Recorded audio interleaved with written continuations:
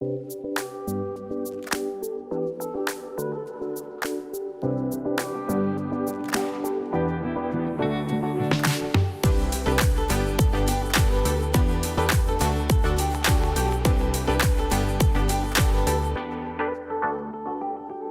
good afternoon and welcome to the Brand Storytelling live streams for April 22nd, 2020. I'm Drew Parkhill. Thanks for being with us. The live streams air every Wednesday at 12 p.m. Pacific Standard Time and 3 p.m. Eastern Time. Our mission is to deliver the most timely and relevant information for our community of brands and their storytelling partners. These shows are designed for you, so please let us know how we can best serve the community by suggesting future topics and guests that would help you now as well as into the future. You can just drop me a line. I'm Drew at BrandStorytelling.tv.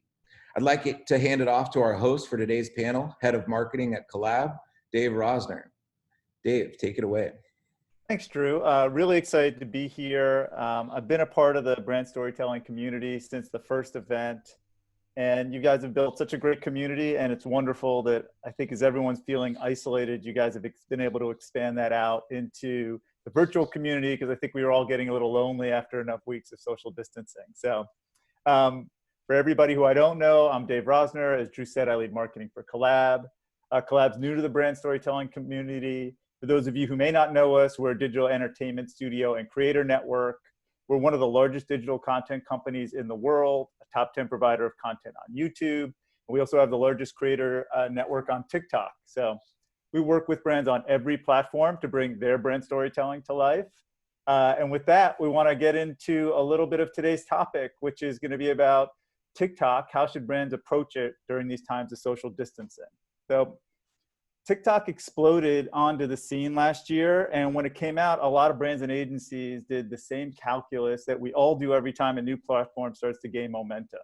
You know, we asked ourselves, like, do I have to pay attention to this one? You know, and when I was at IPG, I led the innovations practice for 8 years, and we saw everything come through, and I have to say, I took a few flyers and tried to get away with not picking up a platform here and there, and sometimes I got lucky, and sometimes I didn't. And so here we are, it's April 2020, and it's become very clear that TikTok is a very big deal for brands and consumers.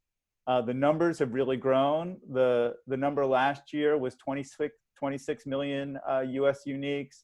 Now the number is something like 55 to 60 million US uniques, depending on who you ask. New creative voices and ideas are coming through this platform every day. And brands are seeing these amazing opportunities to connect with consumers in ways they just really hadn't even been able to do before.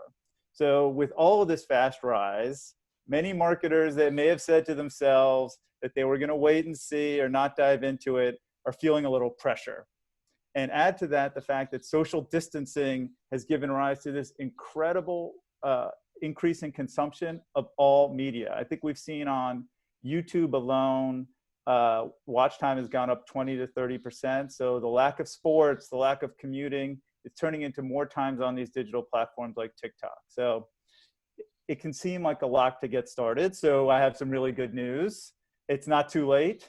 We have this incredible panel of experts from every part of how to understand TikTok, from TikTok, the platform, to brands, to companies like Collab.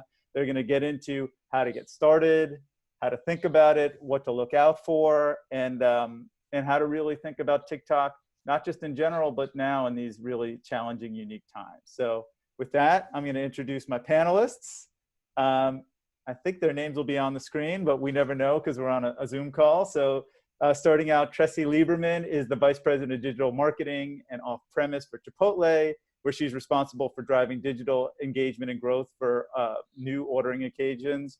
Under Tressie's leadership, Chipotle has evolved consumer engagement to include breakthrough marketing initiatives such as Chipotle's rewards program, utilizing Venmo as a social platform, and also building the brand's leadership on TikTok. Before joining Chipotle, Tressie had leadership positions at Snap Kitchen and Taco Bell. She's appeared on the nation's restaurants news power list and Advertising Age's Women to Watch. So welcome, Tressie. So glad you could be here. Hi. Next up, Jane Coe. Jane is the VP of Marketing for beauty brand EOS. where she leads North American marketing organization in the development of integrated marketing strategies that deliver business impact while staying true to the brand. Prior to EOS, Jane was at the Kellogg Company, where she drove global brand strategy and transformation for leading Kellogg's brands like Special K and Pringles.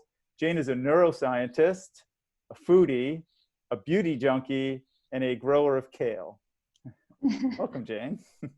Thanks.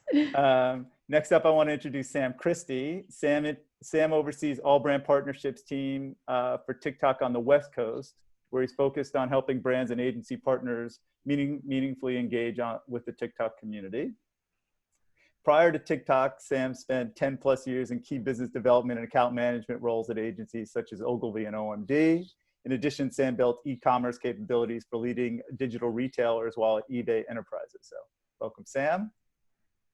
And sure.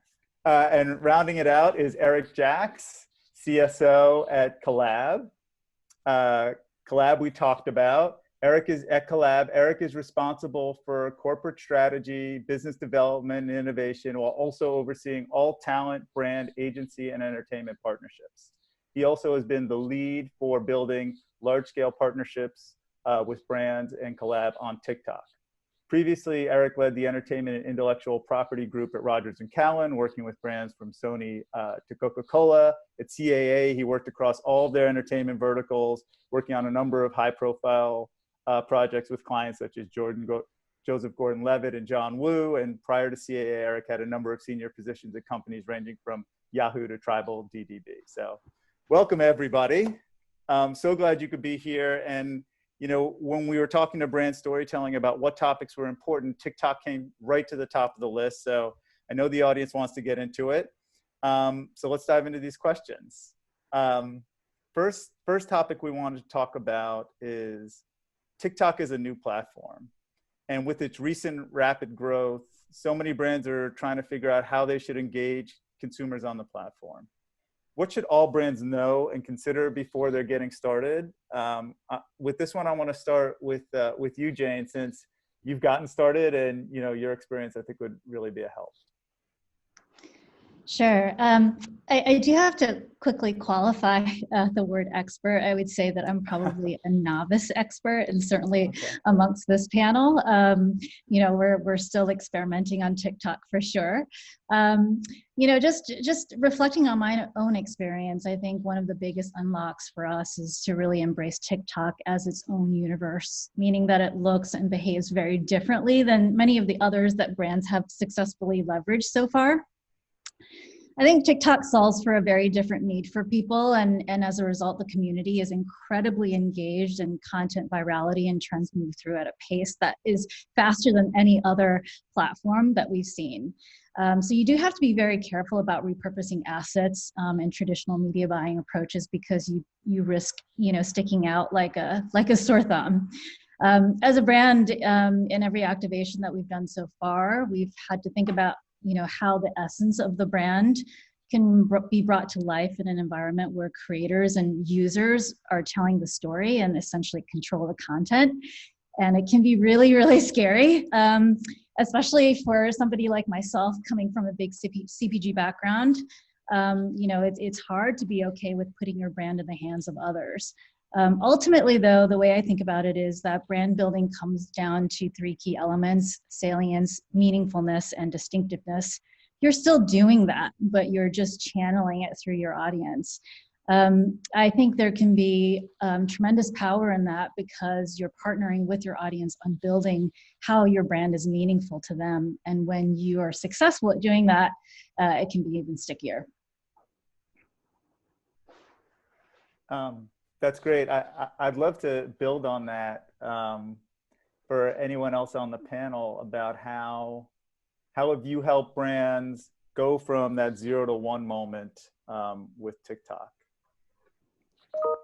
Yeah, Dave, I think I can help take that one. And let me also say, Jane and Tressie, I know, Jane, it's early days, but I will say that EOS and Chipotle, both brands have been kind of those early adopters. So credit to both of you and your organizations. I think you both you dove right in. You dove right in. And I think that's part of the trust you were just talking about, part of trying to get into understanding, what can we do first here at TikTok? And I think part of our initial story that we were trying to shape when we started really pitching ourselves and educating people on ourselves, we don't consider ourselves pitching anymore so much as we are educating people, was, we saw success early on as being where your audience is. And I think when we look at brands like EOS and Chipotle and a lot of other brands, we'll go through some other examples of folks that Collab works with, that we work with on the West Coast and all over. We're all about brands coming in and kind of taking the time to listen to our community, listen to Gen Z, listen to young millennials and folks who are here, and really engage where they engage. I think if again, I'll kind of highlight Tressie, maybe we highlight Chipotle, because I know we worked very closely together in kind of the early stages. Chipotle was a brand that saw really early on that its core demographic and the people it really saw valuable to its business, you're spending a lot of time here. And I think over time, that's not just kind of reaching the audience, but also seeing how much time the audience is spending there. And obviously for all the marketers here, the more time spent somewhere, obviously our attention to that platform goes up. So part of our education is really helping shape, not just to show what the numbers look like. Obviously we see a lot of engagement, but helping people understand why they're here. Understand why a Gen Z and a young millennial audience really kind of took this platform by force, is because it was a fun place to be. It was lighthearted. It was authentic. And I think that's really where Gen Z and young millennials really grabbed on immediately. They've always been the early adopters when it comes to new platforms here. And for a lot of brands, be it CPG, be it dining, be it tech, be it entertainment, all brands are looking for a foothold in that audience. We've been a really native and a very kind of easy way to connect with that audience over time. That's great. I have one specific follow-up question that's coming in from the audience for you, Tressie, which is, what's the approval process, and do you approve everything that goes up when you're working on TikTok? Yeah, so we've been on TikTok for about a year at Chipotle, and I think to answer the other question, my advice is don't wait for this big silver bullet. You don't have to hold back and come up with this one big idea and you're going to dominate the platform. For us, it's been about waking up every day and trying something new. Sometimes those have been massive initiatives that are really tied to a marquee marketing event for us. Of course, I'm very involved in that particular approval process, and we work with our CMO to get involved in that approval process. We are posting content frequently as well, and I don't look at most of that content personally. It's building the right strategy and trust with the team to know the type of content that we should be putting out to engage with the community. And then we do a lot of work with creators, whether it's doing fun things like catering at the Hype House, to working with individual creators when we have a story that we think they can uniquely tell, and giving them the creative freedom to do that. We give feedback along the way, certainly, but we try to be as hands-off as possible, just to make sure that it's really coming through from their authentic voice. So it really depends on the situation in terms of approval, but I think this is a platform that you just have to get out there and start experimenting. I think that we are in a much different place today because we've been going at this for a year, trying new things, than we would be if we were just waking up and trying to come up with the perfect idea. Because the community will tell you what a good idea is, and that's why I love TikTok personally. It's just anybody who's creating really cool, relevant content has a chance to blow up, and have their content take off, which is really unique, I think, compared to other platforms. And anybody has the opportunity to be, quote unquote, influencer there. Also, I actually wanted to get one level deeper into our next topic, which is really, let's get specific into the experience of building programs. Tressie, I'm going to start this one with you. What are some of the best practices for storytelling? How have you seen those come to life? And if you can, because I know you've done a lot of great programs on the platform, if you could be specific about a program and talk a little bit about what that experience is, from the ideation through the activation, and even sort of managing things as the chaos kind of takes over and then turns into something positive along the way. Chaos is an interesting word there, because I think it's a somewhat chaotic process, because you are moving real time a lot of times to make things happen. I think we're a very idea first organization. So we're usually thinking about, what are some stories that we want to tell? What other stories are people telling that we can help amplify? And that usually drives the idea. And then once we have the idea, it's figuring out where's the best platform to bring that to life. And a lot of times that is TikTok. I mean, I'm personally amazed at the level of creativity happening on that platform. And one piece of advice I would give to everybody on here is don't trust everybody else to be telling you what's cool on TikTok. Like, spend time there. It's genuinely fun. I think the type of stories that people are telling, especially in quarantine, where we're getting really creative and spending a lot of time at home, it's amazing how you can use the platform in different ways. And then you take the creative platform and all these awesome things that you can do there, and you can bring content to life unlike any other place. So to Jane's point, like coming up with things that are really unique for TikTok. We've done really big events like challenges for Burrito, which is a promotion that we do every year where we have burritos on Halloween where you come in costume. We did a challenge to show your costume transformation. And that was just a trend that we were already seeing on TikTok where people were showing kind of the before and after the experience. And we leaned into that. For Super Bowl, we did TikTok timeouts, where every time there's a timeout during the game, we triggered a creator's story about delivery so that we could try and take over the conversation happening during Super Bowl. We secured the track to Justin Bieber Yummy through TikTok to help amplify that. I think music is such an incredible lever that you have to tell a story on TikTok, so that's really important. But it's also just having a random idea and calling the creator and going, hey, can you tell this story for us? And which is, it works across the board. But you really have to lean into the uniqueness of it, and do not try and copy paste what you're doing on another channel and say, okay, now let's put it on TikTok and hope it's a success. I think it's really thinking about TikTok first, pending the idea, and going deep there. And it's really exciting. You're going to get the real-time feedback. So you got to test and learn and figure out how to change it for the next time. Great. Eric, I know you are working with a huge range of brands on figuring out how to navigate the platform. Are there some examples that come to mind that can help the folks watching the live stream understand the process and how it works? Yeah, I mean, we've worked with both Chipotle and EOS and many other brands on the platform.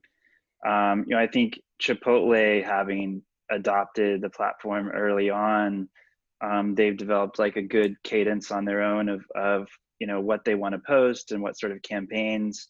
There are other brands that are trying to experiment to be there. I think EOS jumped on really early as well. And not only are they using it to launch certain products that are important for the brand, but they're also looking at engaging on an ongoing basis. So one of the things that we're working with Jane and the team on is like, what is that creative strategy, and how do you be a part of that on a weekly, monthly basis? It makes it much easier.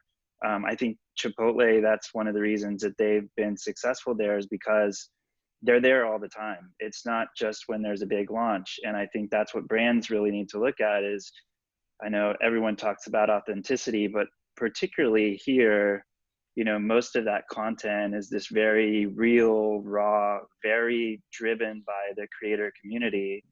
And if you're not there and you don't understand and you're not looking at it pretty frequently, you miss a lot of those cues that help you be successful on the platform.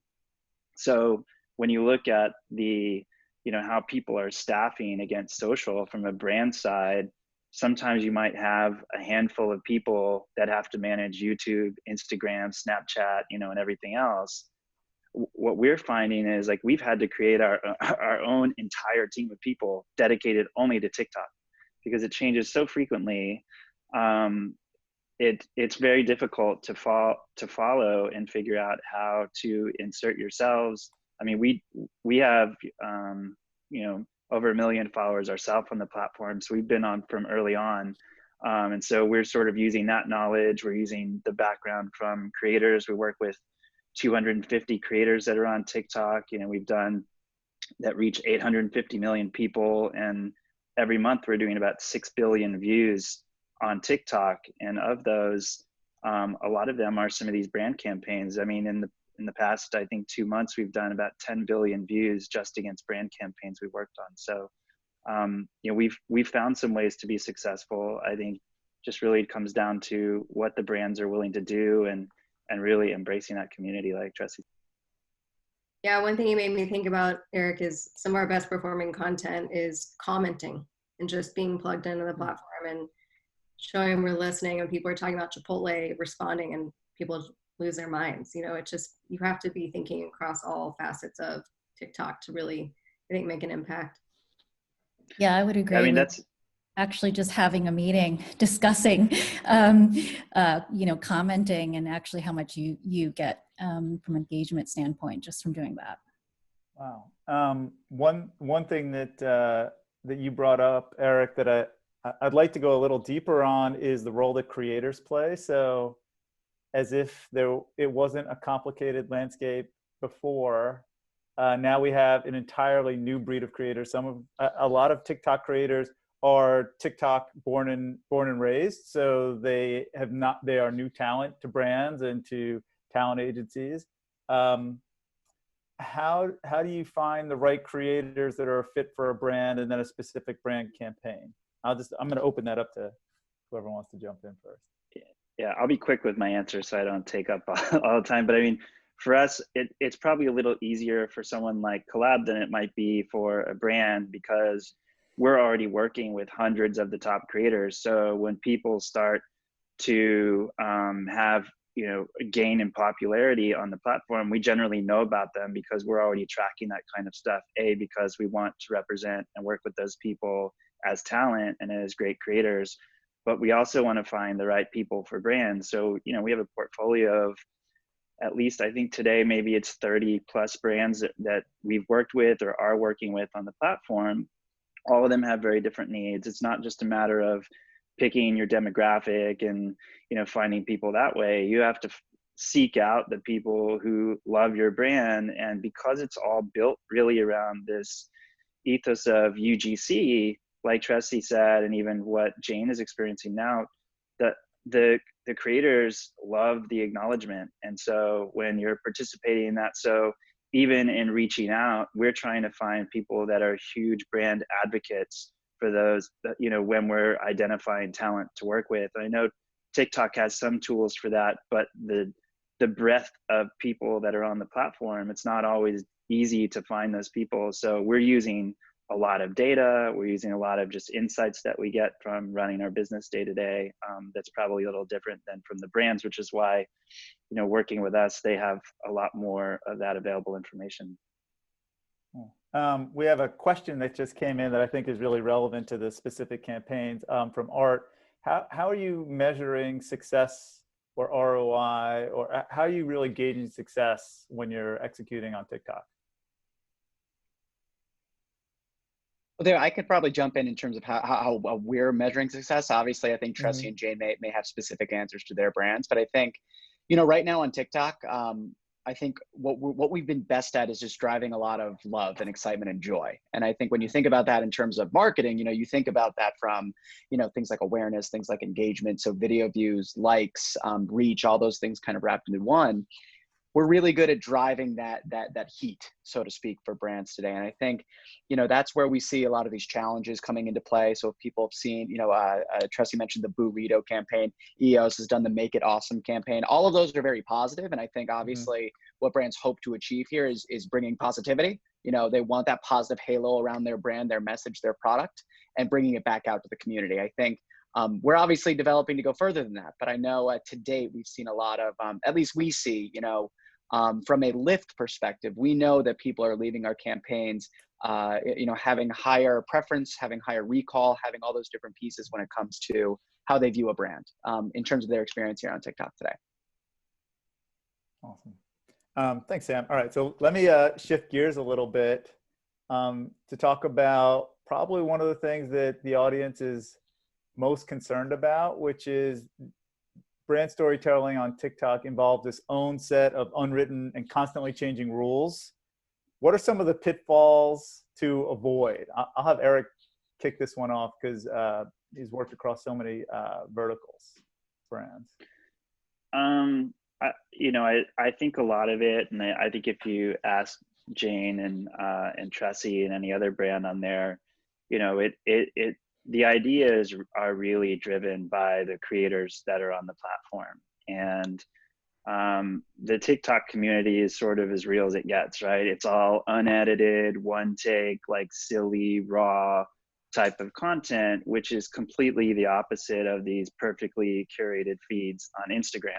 Mm-hmm. So for that reason, it's really this branded content has to be made, you know, without the lights of cameras and traditional marketing content, which is so important. And I think that's one of the big challenges for brands. And I think Tressie talked about it earlier, of repurposing content that, you know, I saw early on. There were people taking content from places like Instagram stories, trying to put it up, and there's no swipe up. And so it's not only does the creative not work, but the functionality isn't even there. So there's things like that. You know, again, I think I'd probably throw it over even to Jane, maybe to talk about what she's learned, you know, from working with us, or even just from, you know, working with her own team, about what some of their pitfalls have been on the brand side. Because I could talk about a lot of this, but I think it's really important to hear from the brand perspective. Yeah, sure. I think, Eric, yeah, you're totally spot on. I mean, I think the big learning for us is making sure that, you know, when we brief things in, when we're working with you, that and creators, is to not expect an overly prescribed brief, because it is about, you know, that partnership and collaboration with the creators. You know, music choice, Tressie mentioned, is really critical. So, you know, making sure that you're spending time and obsessing about the music that is going along with your campaign is critical. And you know, overall, just needing to be authentic and genuine. As much as those words are overused, it really is true on TikTok. We've just found that, you know, native content that looks native to the platform performs better than anything else. And then the other thing that I will say is that, you know, it's really important to find, you know, a great agency partner, somebody who really understands this platform. So, you know, we've definitely found great partnership, you know, with you, Eric, and your team, because, you know, again, this is a little bit of a Wild West. And so when you realize you don't have the expertise, then you need to find, you know, that a great partner.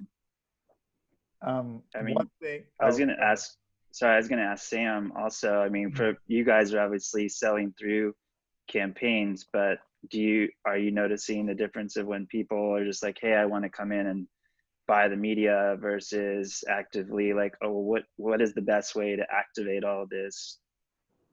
Oh, absolutely. I mean, I think the biggest feedback that we always get is, you know, in order for campaigns to truly be successful here, they do have to feel authentic. You know, they have to feel like they've been made for TikTok. I think the funny part about this audience is they will know immediately if something is not endemic to the platform, or if it's not native to TikTok, or if someone is trying to put on a TikTok voice. But to your point, maybe it was something that looks a little bit more akin to another platform that it might have been shot in. So really looking for something that is truly native. And, you know, what I like to say is, you know, when we talk to brands about extending their voice onto TikTok, I think TikTok has a very kind of specific, you know, one size doesn't fit all in terms of what a TikTok voice is versus a voice on another platform. But what does need to remain constant is your brand remaining authentic on TikTok, and a TikTok voice in the same way that it's authentic to any other platform. You know, so to your point, we have been seeing more excitement, more resource. You know, if we look back 12 months ago, I think, again, we were more in the very early introductory stages. And now I think it's not so much an if, but a when are we going to get on TikTok, and how do we get more people involved? You know, how do we get more of our creative agencies involved? How do we engage with folks like yourself at Collab, and, you know, making sure that we find the right voices to be supporting our brand? We love to put the power of voice into the creator, because, you know, part of why we're here and part of why there is so much resonance on TikTok today is because of those creators. So when you can align with the right voice, and you can you know, truly align to the right talent, you will find a way of making your brand really feel not just authentic, but feel native to the experience, and know that you're there with the right purpose and through the right message. Yeah, I'd say one thing there is just like a human and think like a creator yourself as a brand. You know, a lot of times we just go into this advertising world of talking at people, and this really is a place where You just need to be human. And I mean, I'm getting, you know, most inspiration from watching other creators on TikTok, and creators not being these massive influencers, but just normal people, you know, who are making really good content, and then thinking about, why would anybody care about seeing your content as a brand? What's going to be interesting about it? And then I think on the human side, that same lens applies to the relationships that you're building with creators. You know, going back to how we're talking about briefing these partners, it's just really having a conversation. You know, we can work on a really long brief and all the things you want to get across, and it's probably going to fall flat. Just try and, you know, get in the phone and say, hey, here's what we're trying to achieve. And, you know, we really are looking to work with people who love Chipotle already. So it's going to naturally come across that they're passionate about it, versus, you know, really feeling like we need to get across a talking point. But you really have to, I think, more than other channels, just apply that human lens. I was going to add one thing just on that side, and I don't know if it's a pitfall necessarily, but you know, a lot of brands want to try to plan well in advance for activating across different platforms, you know, buying media ahead and having the brief. I mean, TikTok is one of those things where it's pretty challenging to do that. So you almost sort of have to figure out, you know, what is your plan? You know, you want to commit to using TikTok, but the timeliness of what you put up on TikTok is really important. So oftentimes some of these campaigns are done a week or two in advance. You know, they're informed by a brief, but you're really relying on what's most relevant at the time to make sure you're tapping into hashtags that are popping, you know, certain music that's really popular, dance trends, or whatever type of content you're making. You want to make sure that you're incorporating all those best practices with how you activate on there, and it tends to happen in a very quick time frame. Yeah, I know Eric and I always use this example, but about a year ago we were together. We're like, hey, we want to do a homepage takeover and we want to get some content. Do you think David Dobrik, who Eric represents, could create it? And I think like the natural inclination is, oh, can we send a crew over and help get this asset? And we're like, no, can you just text David and have him, we'll like get Chipotle delivered to his house and have him record it from his phone like he would do any other content. And it turned out amazing. We used it in the homepage unit. So I think you don't want to aim for perfection here. It needs to feel real. Jane, in the prep, I promised I'd put you on the spot because I'm sure there's some folks with CPG training. Are there any rules that, as you were on the path of becoming a CPG marketer and learning like the traditional marketing tool set, are there any rules that you kind of have to go a little lax with in order to really have a brand succeed on TikTok? Yeah, definitely. I kind of had to throw a lot of my experience out the window when it comes to TikTok, mostly in the way that I evaluate content, and also, you know, just the speed of everything. I mean, we're used to, you know, planning campaigns out 6 months in advance and you know, all of that, but that just doesn't work on a platform like TikTok. So there's definitely bending of rules here.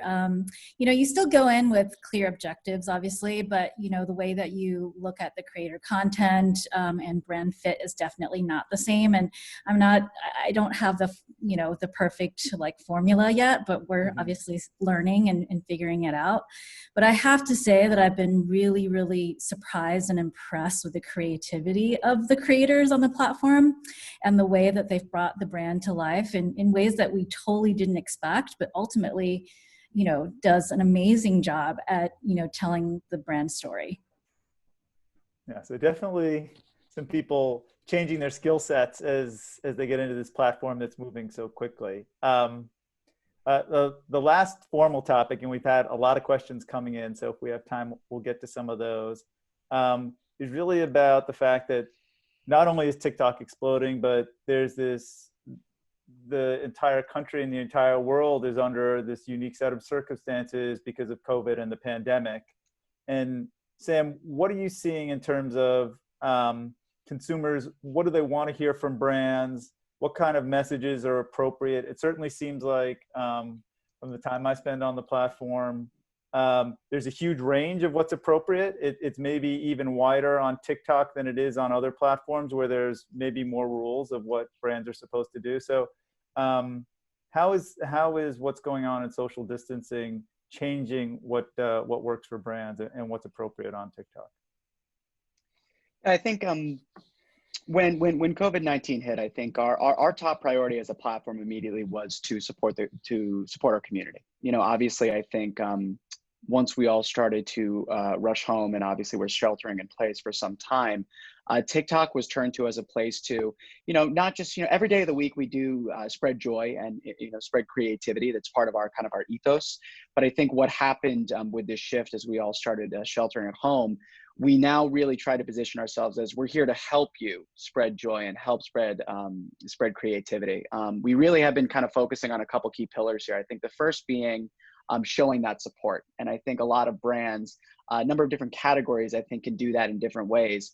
We've been working extensively so far with a lot of dining and delivery. Chipotle is a really good example, working with Tressie and team a bit on, you know, what can we do to show that Chipotle is here for delivery, you know, and doing so in such a way that is a part of that kind of native dialogue right now, where Zach King, one of the top influencers on the platform right now, known for his editing tricks, can kind of come in and help show that Chipotle is here, and Chipotle can almost appear out of thin air in kind of its delivery message. We work with DoorDash right now. DoorDash is a great example of, they did a hashtag challenge called #OpenForDelivery, which was equal parts, you know, celebrating DoorDash as a service you can use right now, but also celebrating its drivers and people who are going out there and delivering day to day. And again, celebrating that community versus just saying, hey, we're DoorDash, you can buy something from us right now. I think it's all about the approach to that message. And it all comes back to, you know, spreading that cheer and that positivity. We just launched something with HEB Grocery. If anyone knows the Texas chain, Texans Helping Texas. So again, grocery chain, we're all figuring out day to day how we're getting our groceries, however that looks. HEB raised its hand on TikTok and said, hey, we're here to help you. If that's online delivery, if that's finding a way, if that's finding the safest way to your food. This is, it was actually one of their first major activations with us on platform. And obviously it came at a wonderful time, not just for Texas, but I think overall spreading that cheer, that positivity and optimism, I should say, here on the platform today. So we're all about joy and creativity. I think today we need that more than ever. So making sure that's really infused in any brand messaging that's showing up today. Yeah, I think that's really true. For the rest of the panel, how, because you're all still active on the platform and figuring out how to make that balance. What are you seeing, and how have things shifted since social distancing started to become a big part of the consideration?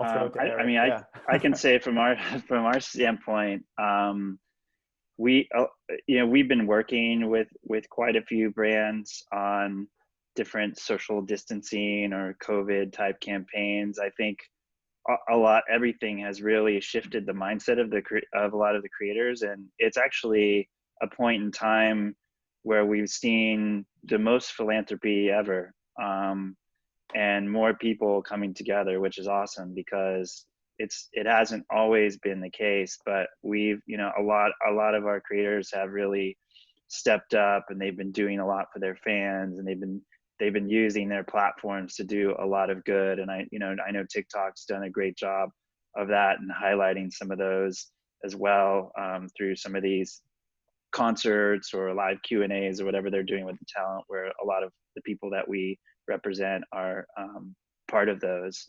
And we're even doing something with Chipotle, with David, you know, coming up, that will be really giving back to the community for students as well, which are having, you know, a very different thing where they might not be able to, you know, they might not have graduation ceremonies and other things. So we're trying to activate our talent on that side. So I think it's really awesome how the platform has made people come together. And one of the things that's really incredible is it's multi-generational, right? You know, I think it's one of the only platforms where over this period of time, like the people using it is so diverse.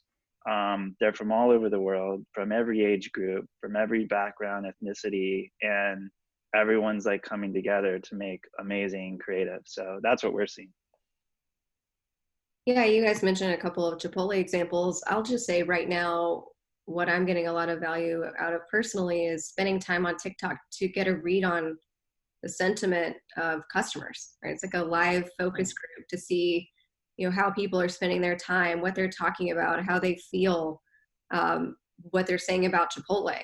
And I'm personally just kind of deep into that, the research of learning about how behavior is shifting right now. And I think that's something that costs no money to do. It's just start getting on the platform and learning and being incredibly curious, following anyone that you find interesting, but also the content's going to come to you. So you really don't have to do anything. Super easy to get started. And you just want to be curious. I mean, I had to tell a personal story, but I walked into my living room. My husband was on his phone. He like turned it upside down. I'm like, what are you doing? He's like, nothing. And he like turns his phone over. He's like, I'm on TikTok again. It's like TikTok now. But I think, and I'm like, you don't need to be ashamed of it. It's like, I know I'm like an old millennial. But, I do think that the demographic is changing, and you can see that in the content that's coming through. And I think people are turning it to so much because it does bring joy, as Sam mentioned. And it's a great way to express yourself. So I would just say to dig in and learn and listen right now. One question that came through from Hollis to Sam: are you seeing, with social distancing happening and maybe people who normally might not be experimenting with a new platform, are you seeing some changes in the demo of who's on TikTok?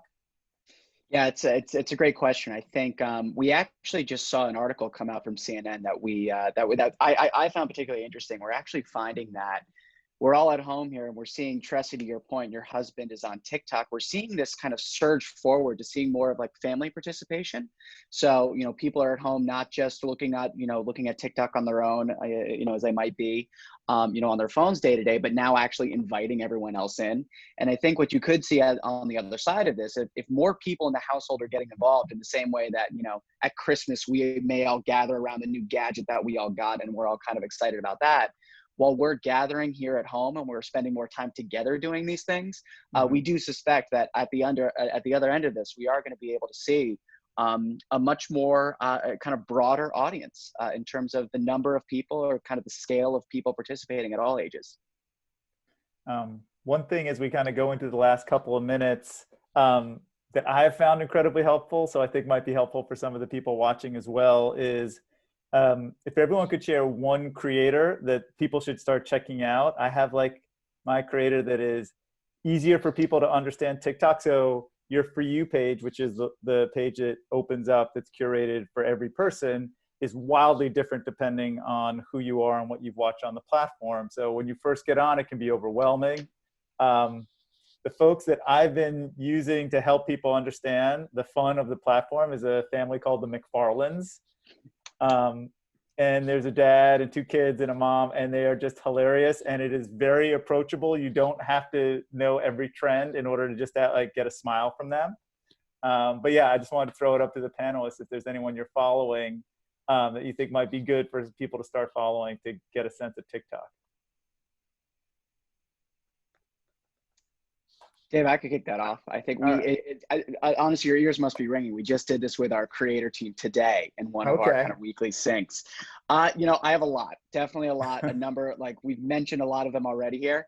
I've got a favorite who kind of was one of our first people, I guess you say, on TikTok. His name is TJ Black. His handle's actually at Cloud Talk, if anyone has seen him.